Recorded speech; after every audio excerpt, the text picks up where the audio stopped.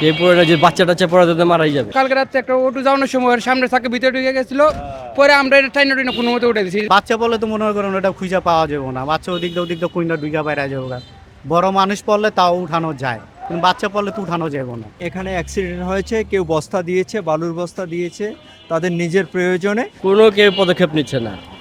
আমি সরকারের কাছে দৃষ্টি আকর্ষণ করে বলতে চাচ্ছি যে সরকার যেন এই জিনিসগুলো দেখে। সিটি কর্পোরেশন ওই একটা ভাঙা ছিল, ওটা পড়ে গেছে। ঢাকাও সিটি কর্পোরেশন পড়ে গেছে, কিন্তু এই দুইটা কেন কেউ করতেছে না।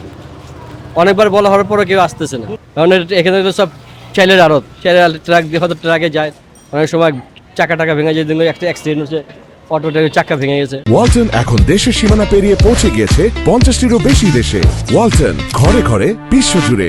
এই গর্ত প্রায় 2 সপ্তাহের অধিক সময় থেকে এই গর্ত পিঠের ঢাকনা হয়তো বা যারা সোচ্চোর এরকম যারা গাঁজা খায় তারাই নিয়ে গেছে, কিন্তু এখানকার কর্তৃপক্ষ এই 2 সপ্তাহ ধরে কোনো পদক্ষেপ নেয় নাই। এখানে অ্যাক্সিডেন্ট হয়েছে, কেউ বস্তা দিয়েছে, বালুর বস্তা দিয়েছে তাদের নিজের প্রয়োজনে, কিন্তু এখনও কোনো কর্তৃপক্ষের নজরে আসেনি।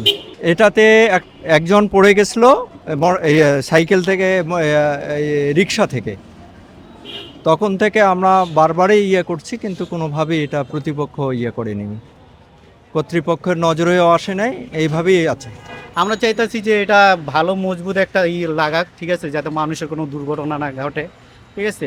আর অবশ্যই মানুষ দেখা গেছে রাস্তা পার হয়, আবার ওইখানে একটা হোটেল দেখা যাচ্ছে, হোটেলের তাকাইতে তাকাইতে মানুষটা পড়ে গেল, ঠিক আছে। চাইতেছি যে এটা সুন্দরভাবে, কাজটা সুন্দরভাবে করে ভালো।